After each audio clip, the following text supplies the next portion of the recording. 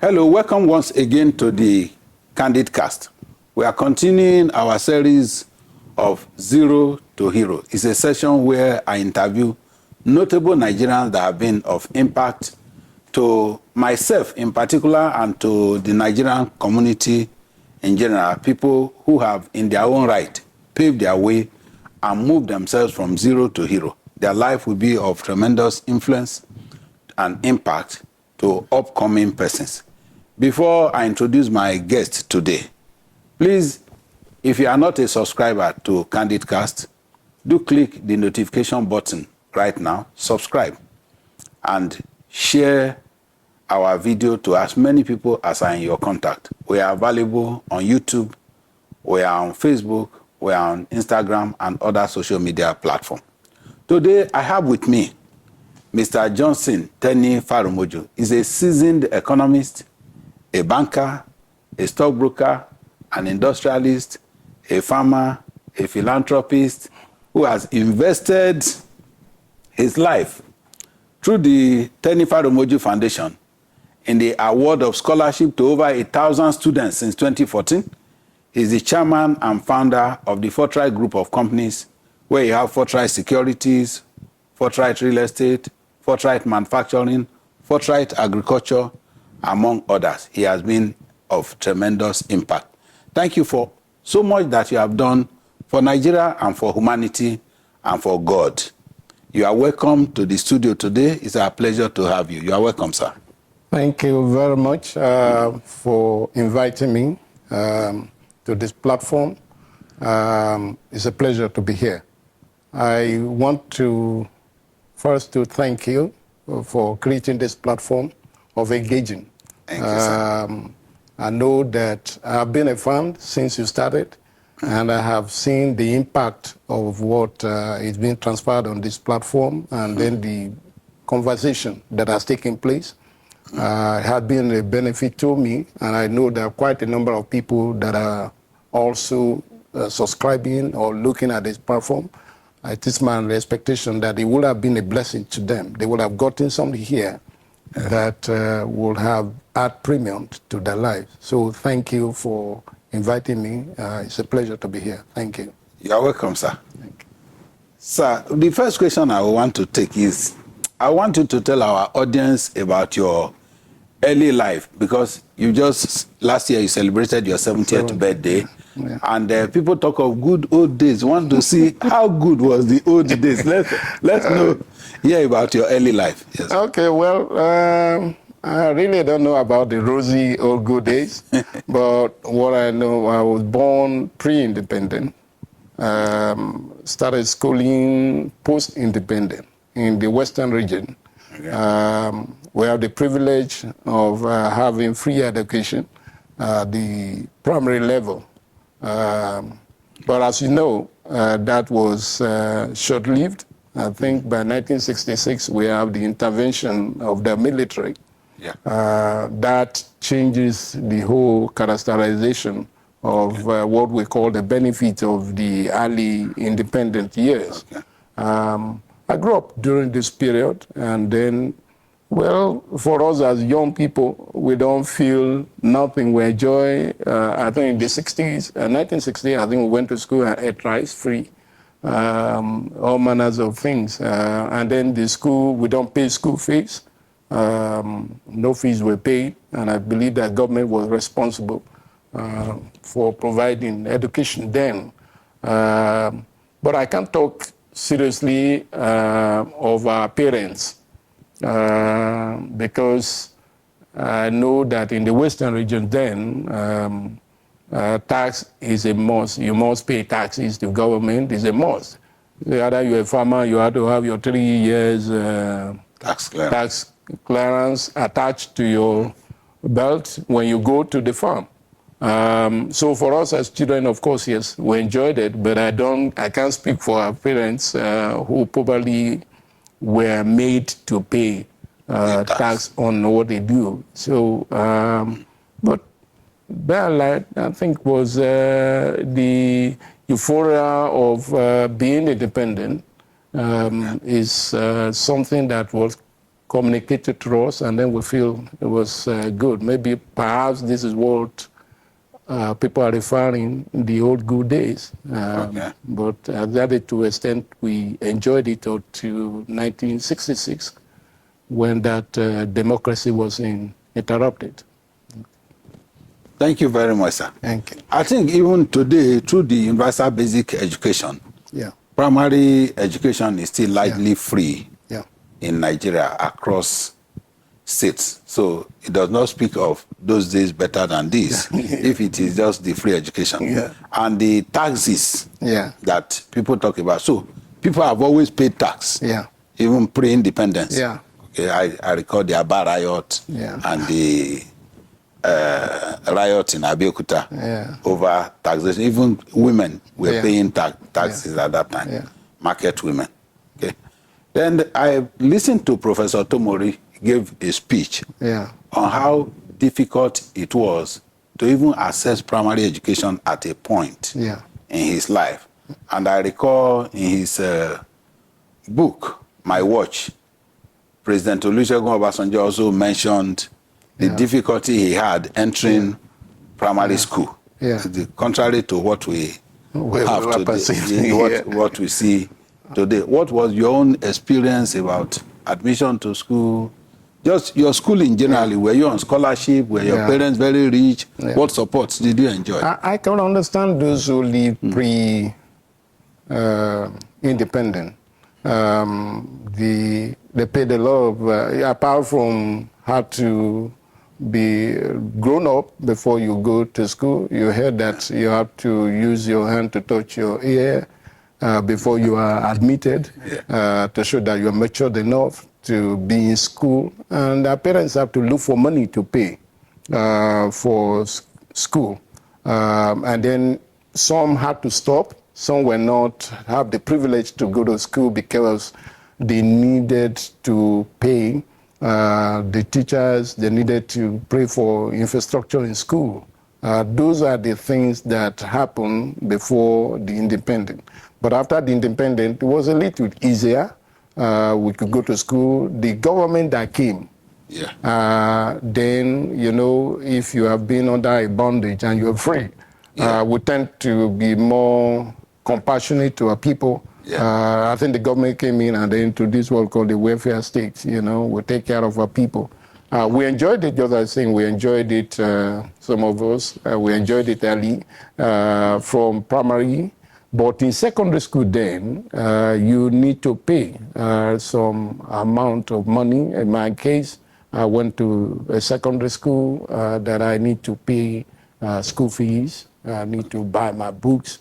What we weren't paying, I'm not too sure then who pays the teachers, but I'm sure that the teachers then in the Western regions were getting subvention to run the schools, those schools.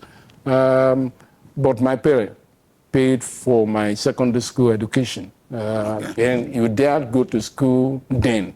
If you are not able to, if your parents cannot sponsor you, you probably go and learn the trade, and not the school is not meant for you, because if your parents can't pay, no access, you can't really get there.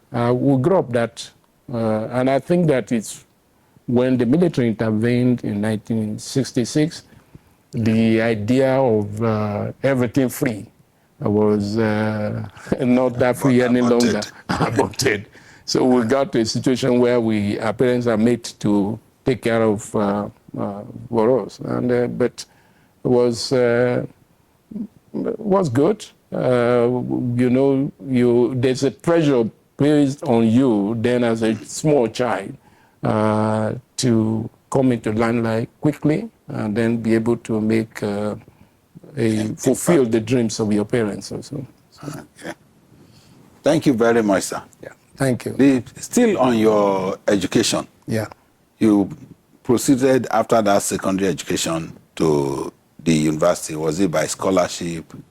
Was it support of parents? How did you get university education? Okay. Well, for my own, I really didn't go to a formal university.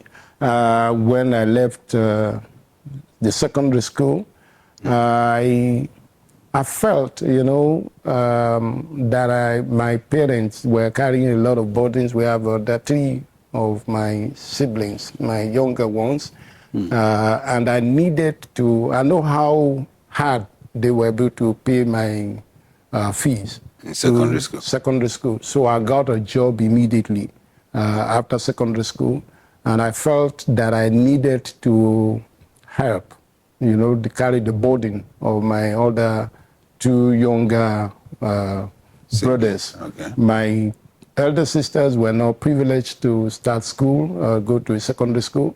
I think they went into trade and other stuff.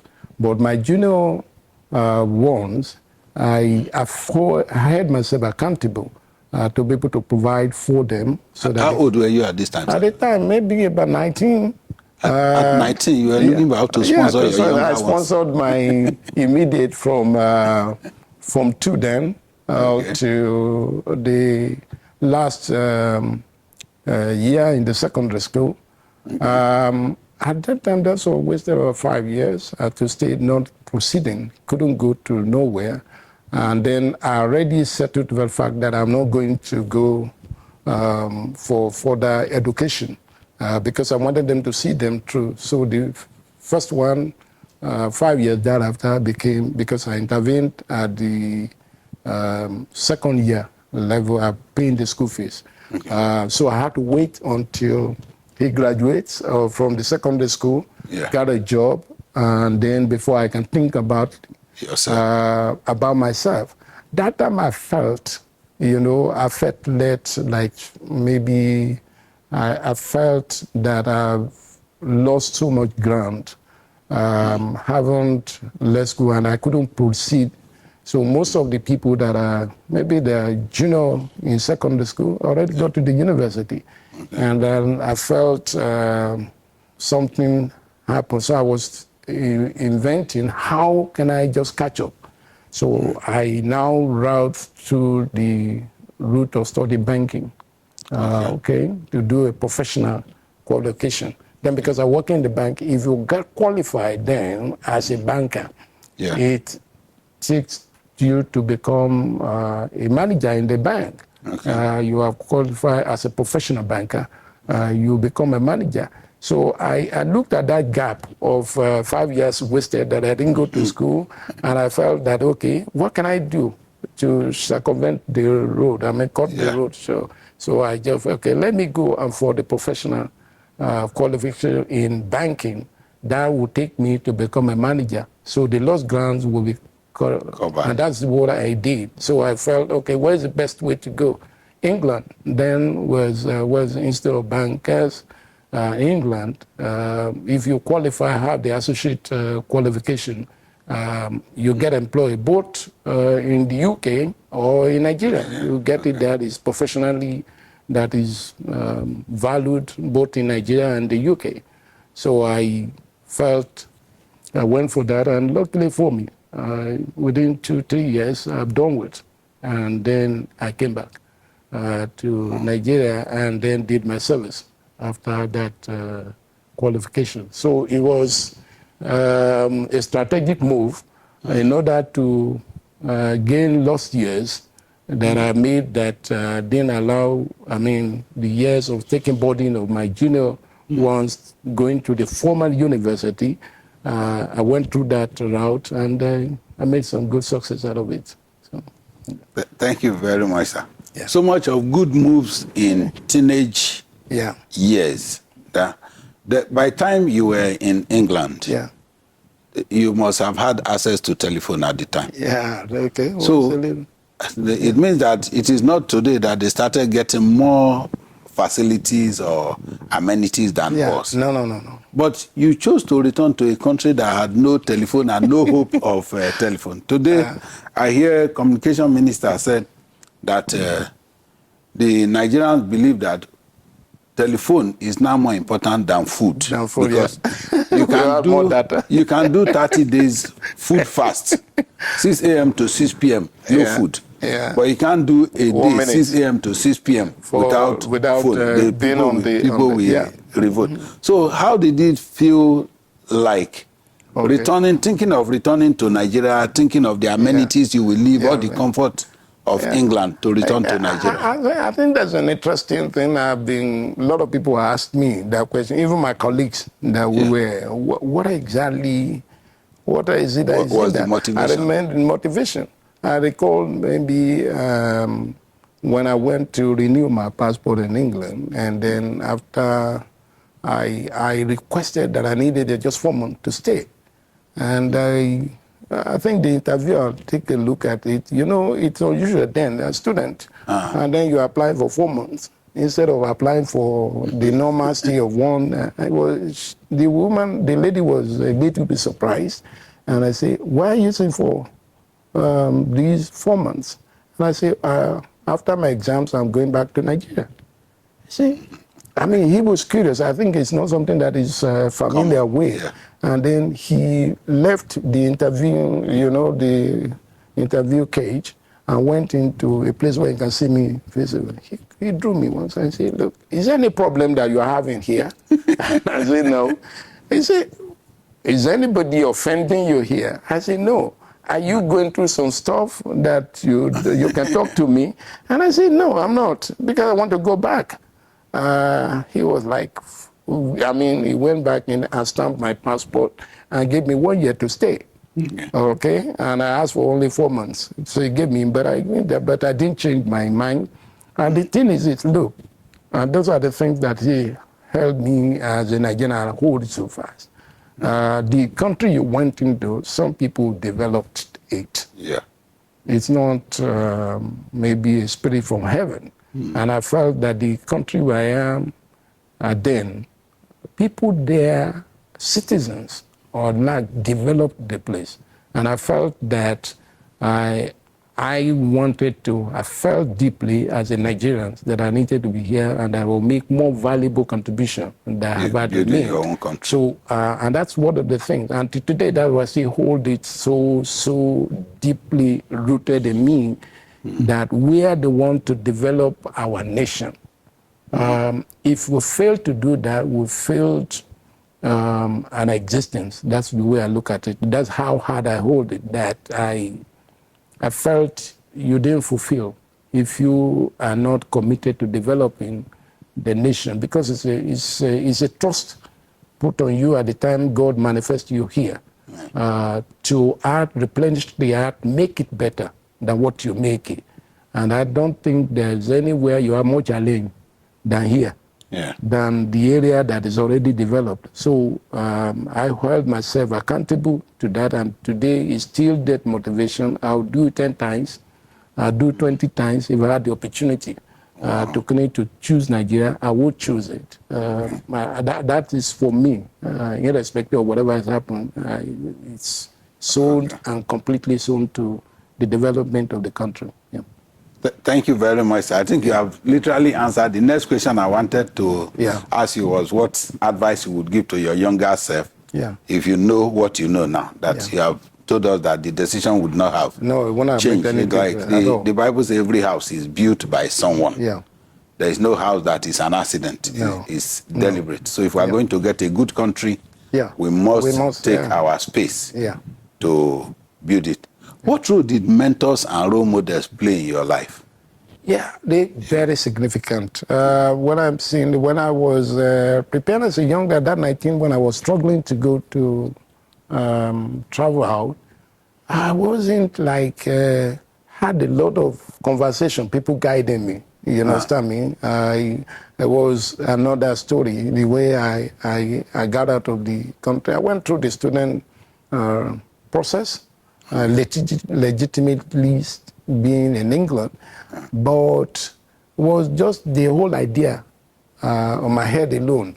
But when I came back, privileged to work in a stockbroking outfit, I met a more valuable, today valuable to me, is late now, who was those words that he spoke to me are like gold, and they are still relevant today. The man is a custom officer. He's from the eastern part of Nigeria. And then I was the one attending to him when he wants to buy shares Okay. I recalled one day he just asked me, he said, young man, are you married? I said, no, I was not married then. So, okay. And he just left. He didn't say nothing like that. The other time he came, he just asked me, when you marry, you don't have many kids. Huh. He didn't say nothing, I left. The third time he will come, he said, start saving for your retirement now. As a bachelor? Yeah, start saving for your retirement now. And I just heard, what is this man talking about? Because I can't make a sense of what he's talking at all. After a while, he called me when he came and said, young man, I've been asking you to do something. You never asked me why. And I said, I'll help you, sir. He said, no. Well, you're supposed, if you help me, you should ask me why. So he took me through. I say he had kids. He trained them to the university. And then they are relocated there in America. The three of them are in America now. And the closest, they're doing well, and they want him to relocate, and they say he can leave Nigeria. I say the closest is to them is during the Christmas day, when they gather and they say, oh, hello, Dad, good. Unfortunately, it's not their mother early in life. Okay. He said that he was one who mentored them, and they say, oh, hi. They gather every Christmas day, and then they sing, have a Christmas together. He said that's the closest that they to these children. And that, and so you see the reason why I should not have so many children. So you carry the burden, and you may not be in pleasure. And then talk about retirement. Yeah. Say start today to save. Wow. When you get old, you find that you become lonely. And it is those things you put aside over a period of time that will sustain you, that make your life relevant. And there's no better time than to start the journey of a lifetime than now. That fundamentally changed everything about my life. Wow. I have imbibed the act of savings, keeping my money, since before I got married. Out to today, we're talking of close to about 40 years. Yeah. You understand me? And that's continually, there had not been any month that would not put a part of what I earn aside or reinvest it and use it. And that had paid up significantly. For me, it's just a lot of, that comment was significant for whatever I am today. It has helped, and I hope, and that's why you see, growing up, developing all these things, I use whatever avenue I have to tell people that you need to save for the rainy day. You need to save. You have to do that. Once you do that, you become the cultured, the family who is a saver. And then investing. And that's why you see that what I got from somebody who mentored me. And today, I still also talk to other people exact what he told me. And I'm telling today I still do that. And that practice is still with me and has paid up significantly. And I've become some of the things sustainer of my life. Thank you very much, sir. It's been so wonderful learning from you, and I believe our audience, what our guest today got from his mentor, you are also receiving today, and it will guide you through so that even after the age of 70, you can still share testimonies of what you have heard today that saved your life from regrets. Okay. We appreciate you for coming. This is where we draw the curtain on the Candid Cast today. And for our audience, thank you for staying tuned. Until we meet again, God bless you.